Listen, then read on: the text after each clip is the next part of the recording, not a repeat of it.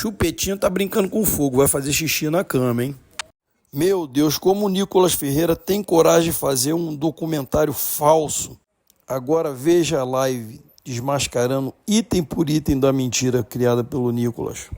Depois que o Xandão deu o creu, já Porque era, ele hein? tem o propósito de ajudar a desmascarar uma enorme fraude, uma gigantesca farsa que está em curso aqui no nosso país, com espalhamento pelas redes sociais de um suposto documentário feito por essa gente da extrema-direita aqui no nosso país, que visa mais uma vez atacar a nossa democracia, desacreditar o poder judiciário, fazendo com que as pessoas que assistem esse tipo de material, entre aspas, tenham a ideia que o Brasil vive uma ditadura do judiciário que condena inocentes.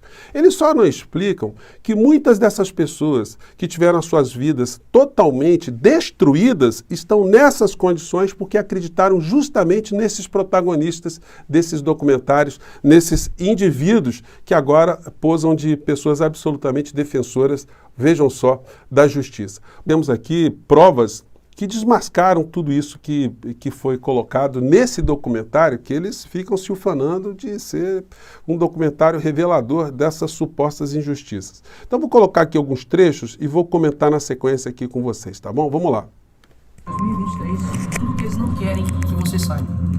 Hoje, dia 10 de janeiro de 2024, você vai conhecer a história do senhor Jorginho Cardoso Azevedo e toda a face oculta das prisões, das condenações desproporcionais e mentiras espalhadas como verdade pela grande mídia.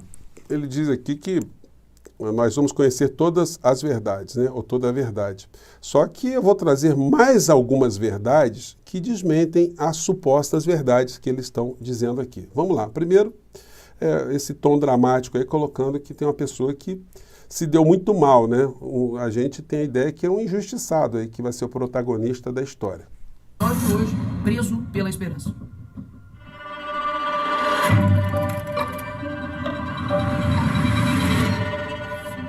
Imagino que você está casado há mais de 40 anos. Nunca passou um Natal sequer longe da família. O quinto, entre 10 irmãos, desde novo. Bom, aí é o seguinte, aí é a parte emotiva, né, do vídeo, né? Eles vão botando aqui o senhor Jorginho, né, o senhor Jorginho, que foi um agricultor, uma pessoa que tem problema na coluna, fez cirurgia, é uma pessoa, um pacato cidadão, um brasileiro, pai de família, é o homem de bem, né? É o protótipo do homem de bem.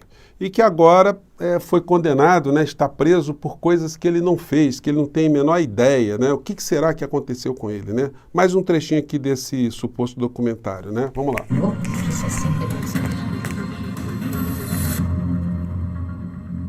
Será que sentir essa dor, não somente a dor da prisão, mas a dor da falta da dignidade, do sofrimento, da exaustão física, mental, não seria pesado demais? Pior, a dor da ausência é gritante. O vazio dentro de... Quer dizer, é uma emoção, né? Todo mundo que é preso causa um dano muito grande para a família. A família, pô, não quer que tenha um ente querido, né, numa penitenciária. Bom. De casa, os filhos, os netos, sob olhares atentos o procuram. Nada encontram.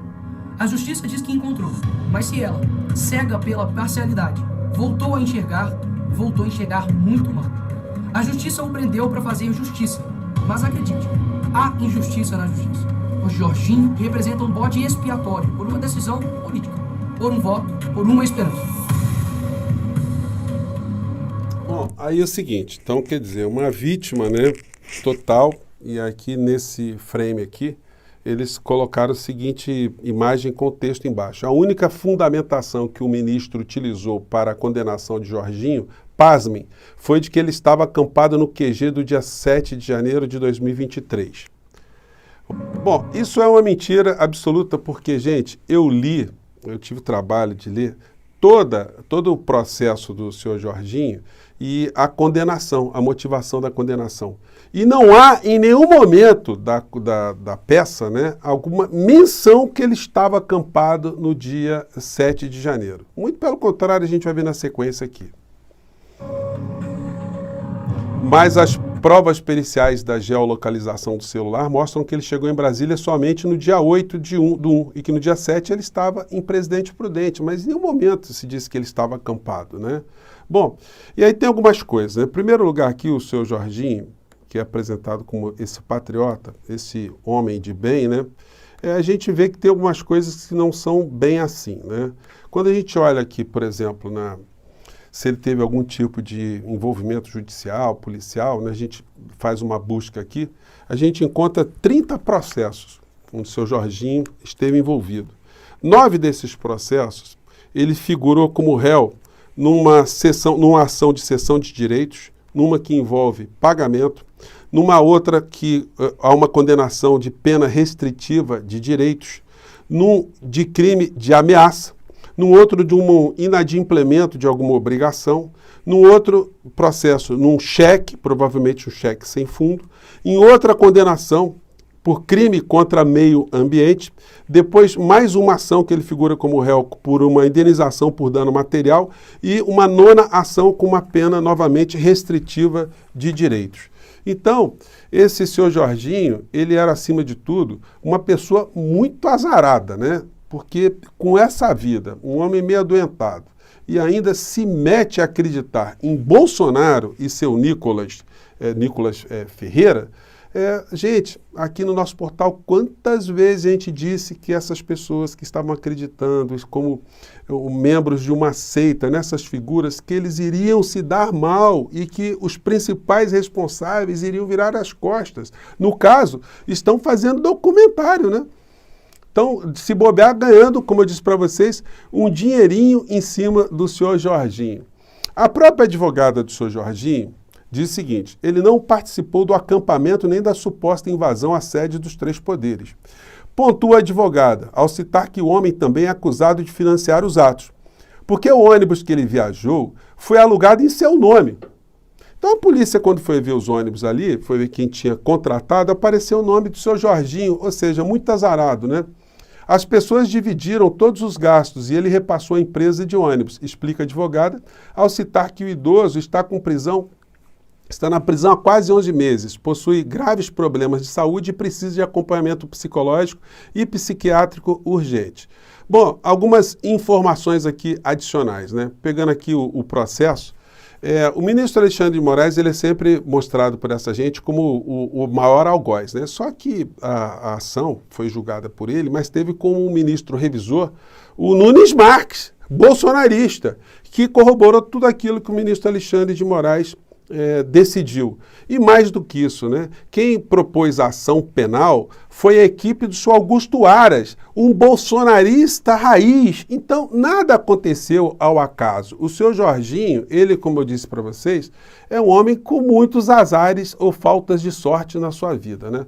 Para piorar a situação dele, o senhor Paulo Gonet, que agora entrou no lugar do senhor Augusto Aras, confirmou também a condenação, ou o pedido de condenação do seu Jorginho. A notícia é: PGR confirma a detenção do condenado pelo ataque do dia 8 de janeiro. Agora, tem umas situações aqui nesse documentário que eu vou comentar com vocês aqui na sequência. Vamos lá.